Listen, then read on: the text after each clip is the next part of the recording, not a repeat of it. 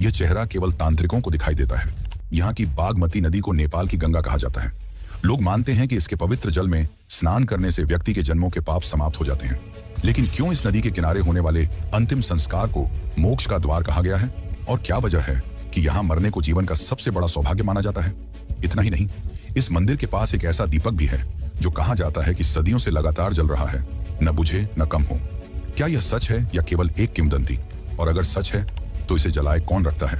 और सबसे बड़ा रहस्य है काठमांडू का तांत्रिक संसार, और साथ ही कुमारी देवी का रहस्य। नार देवी मंदिर में आधी रात होने वाली गुप्त पूजा और कृतिमुख भैरव को दी जाने वाली 5 बलियां, क्या यह सब अपने अंदर कुछ गहरे राज छुपाए बैठे हैं? और फिर वह रहस्य जो भारत और नेपाल को जोड़ता है। क्यों कहा जाता है कि केदारनाथ में शिव की पीठ है और पशुपतिनाथ में शिव का मुख? क्या सच में दोनों मंदिरों के बीच कोई ऊर्जात्मक संबंध है? और वह कौन सी कहानी है जो इस कड़ी को जन्म देती है? और सबसे महत्वपूर्ण बात, भारत से नेपाल पहुंचकर इस मंदिर तक आना जितना आसान लगता है उतना है नहीं।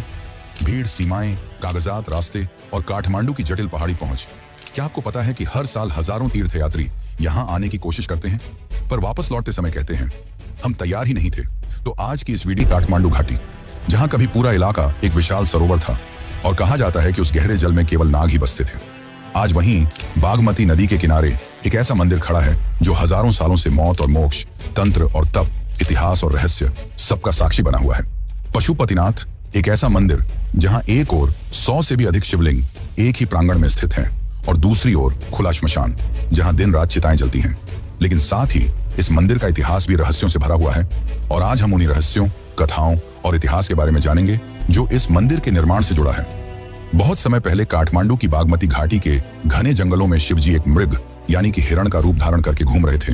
वे सांसारिक चिंताओं से दूर होकर पूर्ण एकांत का आनंद ले रहे थे। लेकिन तभी देवताओं को चिंता होने लगी कि शिव कहाँ गए, क्योंकि उनके बिना ब्रह्मांड का संतुलन बिगड़ रहा था। तब विष्णु और इंद्र ने शिव जी को ढूंढना शुरू किया और उन्हें वे बागमती नदी के तट पर मिले, परंतु शिव ने उन्हें देख लिया और भागने लगे। विष्णु और इंद्र भी उनका पीछा करने लगे और अंततः विष्णु उन्हें पकड़ने में कामयाब रहे। लेकिन इस खींचातानी में हिरण का सींग टूट गया और यहीं गिर गया, और माना जाता है कि जहां हिरण का सींग गिरा वहीं से दिव्य शिवलिंग की उत्पत्ति हुई। यह कोई साधारण लिंग नहीं था, इसमें 4 चेहरे उभर आए, 4 दिशाओं की ओर देखते हुए। यह था मखुरलिंग, वह प्रथम स्वरूप जिसके कारण इस स्थान को पशुपतिनाथ कहा जाने लगा। शिव ने मृग रूप धारण इसलिए किया क्योंकि मृग एक पशु है और शिव सभी पशुओं के स्वामी, इसलिए इस स्थान का नाम पड़ा पशुपतिनाथ, यानी कि पशुओं का नाथ। वैसे मित्रों, ये तो हो गई शिवलिंग की उत्पत्ति की कथा, लेकिन क्या आपको पता है इस मंदिर का निर्माण किसने कराया? इसे लेकर राजा पशुप्रेक्ष की। कहा जाता है कि राजा पशुप्रेक्षा शिवजी के बहुत बड़े भक्त थे और एक दिन वे शिव भक्ति में लीन काठमांडू के जंगलों में ध्यान कर रहे थे, और तभी वहां शिवजी भी हिरण के रूप में विचरण कर रहे थे। वे पशुप्रेक्षा की शिव भक्ति से प्रसन्न हुए और उनके पास जाकर अपना असली रूप धारण किया और कहा, हे वरेयम पुत्र, मैं तुम्हारी भक्ति से प्रसन्न हूं, मांगो, क्या वर मांगना चाहते हो? पशुप्रेक्षा ने करुणा भरे स्वर में कहा, प्रभु, मुझ जैसे साधारण मनुष्य को आपने दर्शन दिए, इससे बड़ा वरदान मेरे लिए और क्या हो सकता है? परंतु फिर भी यदि आप मुझे कुछ देना चाहते हैं तो कृपया करके आप इस धरती पर भी सदा के लिए विराजमान हो जाएं, ताकि आपके चरणों का सौभाग्य इस धरती को युगों युगों तक मिलता रहे। शिव मुस्कुराए और कहा, तथास्तु पुत्र। इन सब के बाद काठमांडू की धरती पर शिव का एक लिंग प्रकट हुआ जो मखरलिंग था। 4 दिशाएं, 4 तत्व, 4 पुरुषार्थ, धर्म, अर्थ, काम, मोक्ष, और ऊपर की ओर अदृश्य 5वां मुख, ब्रह्म स्वरूप। राजा समझ गए कि यह शिव का वही स्वरूप है जो ब्रह्मांड के संतुलन का प्रतीक है। उन्होंने उसी समय संकल्प लिया कि इस स्थल पर एक भव्य मंदिर बनाया जाएगा, और वहीं से शुरू हुआ पशुपतिनाथ मंदिर की स्थापना का वास्तविक अध्याय। लेकिन यह अध्याय यहीं समाप्त नहीं होता, इसके निर्माण का असली अध्याय तो अब शुरू होगा। असली इतिहास, असली रहस्य। तो चलिए जानते हैं इसके निर्माण का इतिहास। माना जाता है कि मंदिर का पहला निर्माण राजा पशुप्रेक्षा ने करवाया, परंतु हमें इसका सबसे पहला लिखित इतिहास लगभग 400 ईसा पूर्व मिलता है। यह वह समय था जब आज का नेपाल छोटे छोटे जनजातीय गणों और प्राचीन राज्यों में विभाजित था, और बागमती नदी के किनारे तांत्रिक साधना तथा शिव पूजा दोनों एक साथ विकसित हो रहे थे। 6वीं-7वीं सदी में लिच्छवी वंश का उदय हुआ, जो नेपाल के सबसे समृद्ध और सांस्कृतिक रूप से उन्नत राजवंशों में से एक माना जाता है। इन्हीं लिच्छवी राजाओं ने पहली बार पशुपतिनाथ मंदिर के चारों ओर एक व्यवस्थित संरचना बनवाई। लकड़ी के स्तंभ, पत्थर की गहन नक्काशी और बागमती के तट पर विस्तृत प्रांगण। उनके अभिलेख बताते हैं कि पशुपतिनाथ को राष्ट्र का आध्यात्मिक हृदय घोषित किया गया था।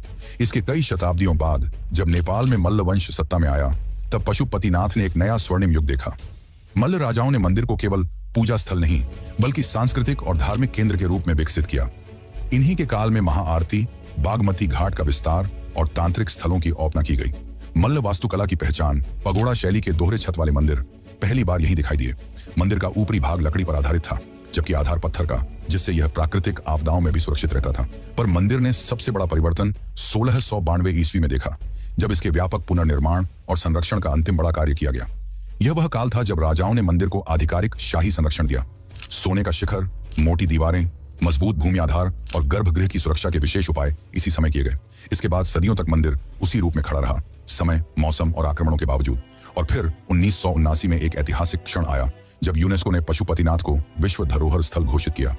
यह केवल सम्मान नहीं बल्कि दुनिया का स्वीकार था कि यह मंदिर आध्यात्मिकता, वास्तुकला और इतिहास तीनों का अमूल्य संगम है। तो यह था मित्रों मंदिर का संपूर्ण इतिहास। पर यह मंदिर अपने इतिहास के कारण नहीं बल्कि अपने रहस्यों के कारण ज्यादा प्रसिद्ध है। यहाँ मौजूद 4 मुख वाले शिवलिंग का रहस्य, कर्नाटक के 4 पुजारियों का रहस्य, दिव्य ज्योति का रहस्य और भी कई सारे चौंकाने वाले रहस्य। तो चलिए उन रहस्यों को जानते हैं जो आपको चौंका कर रख देंगे। लेकिन उससे पहले अगर आपको वीडियो अच्छी लग रही है तो इसे एक लाइक जरूर करें।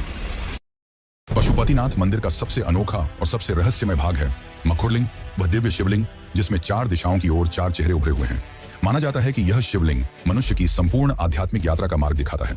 पश्चिम की ओर उन्मुख सदियोजात, जो काम, इच्छाओं, भावनाओं और जीवन की पहली प्यास का प्रतीक है। यह चेहरा बताता है कि हर जीव इच्छा से जन्म लेता है और इच्छाएं ही प्रथम गति हैं, पर इन्हें नियंत्रित करना ही पहला ज्ञान है। पूर्व दिशा का तत्पुरुष, धर्म का प्रतीक। यह वह चेहरा है जो हमें बताता है कि जीवन की नींव धर्म है, कर्तव्य, सत्य और संतुलन। दक्षिण दिशा का अघोर, अर्थ का प्रतिनिधि। संसार की आवश्यकताएं, धन, साधन, जीविका सब अघोर के अंतर्गत आते हैं। यह चेहरा सिखाता है कि अर्थ का संचय पाप नहीं है, परंतु लालसा में डूब जाना विनाश का आरंभ है। उत्तर दिशा में स्थित वामदेव, मोक्ष का द्वार। यही वह चेहरा है जिसमें शिव का सबसे कोमल, सबसे कृपालु स्वरूप दिखाई देता है। यह मुख बताता है कि जीवन का अंतिम है, क्योंकि यहां होने वाली तांत्रिक परंपराएं आपको चौंका कर रख देंगी। काठमांडू, हिमालय की गोद में बसा एक ऐसा शहर जिसमें जितना आस्था का प्रकाश है उतनी ही गहराई में छाया का अंधकार भी मौजूद है। जहां मंदिरों की घंटियां बजती हैं, वहीं गुप्त कक्षों में प्राचीन तांत्रिक अनुष्ठान भी होते हैं। और इस संपूर्ण रहस्यमय संसार का केंद्र पशुपतिनाथ। कहा जाता है कि भारत में काशी और कामाख्या जितने शक्तिशाली तांत्रिक पीठ हैं, उतनी ही शक्ति नेपाल के काठमांडू में छिपी है। यहाँ का प्रत्येक मंदिर, प्रत्येक गली और प्रत्येक शिलालेख किसी न किसी तांत्रिक सिद्धि की कहानी कहता है। इस गुप्त संसार की शुरुआत होती है कुमारी देवी से। नेपाल की जीवित देवी, एक छोटी सी 5 या 6 साल की बच्ची जिसे अचानक साधारण जीवन से उठाकर देवत्व का दर्जा दे दिया जाता है। काले पर्दे वाला कमरा, दियों की मंद रोशनी और मंत्रों की गूंज, यहीं से उसकी नई यात्रा शुरू होती है। उसका चयन सामान्य मनोविज्ञान या शारीरिक विशेषताओं से नहीं बल्कि तांत्रिक संकेतों से होता है। माना जाता है कि देवी दुर्गा की चेतना स्वयं उस बच्ची में प्रवेश करती है। चयन के दौरान तांत्रिक साधक कई गुप्त विधियां करते हैं। नाड़ी परीक्षण, दृष्टि परीक्षण, भय परीक्षा, ये सब उस बच्ची की शुद्ध चेतना की पहचान के लिए किए जाते हैं। कुमारी देवी का घर भी मजबूत तांत्रिक ऊर्जा से घिरा हुआ है, जहां बाहरी लोगों का प्रवेश लगभग निषिद्ध है। सुबह शाम की कुछ ही झलकियों से भक्त देवी के दर्शन कर पाते हैं।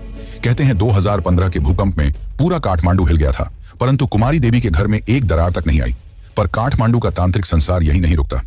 इससे भी गहरे रहस्य छिपे हैं नरदेवी मंदिर में, जो देवी श्वेता काली को समर्पित है। यह मंदिर आम पर्यटक नहीं देखते, क्योंकि इसकी वास्तविक शक्ति आधी रात को शुरू होती है। स्थानीय कथाओं में वर्णन मिलता है कि एक बार पटना के राजा ने शिकार के दौरान जंगल में शरण लेने के लिए एक पेड़ के भीतर छिपी गुफा का सहारा लिया। वहां उन्हें एक अत्यंत तेजस्वी स्त्री दिव्य रूप श्वेता काली का साक्षात्कार हुआ।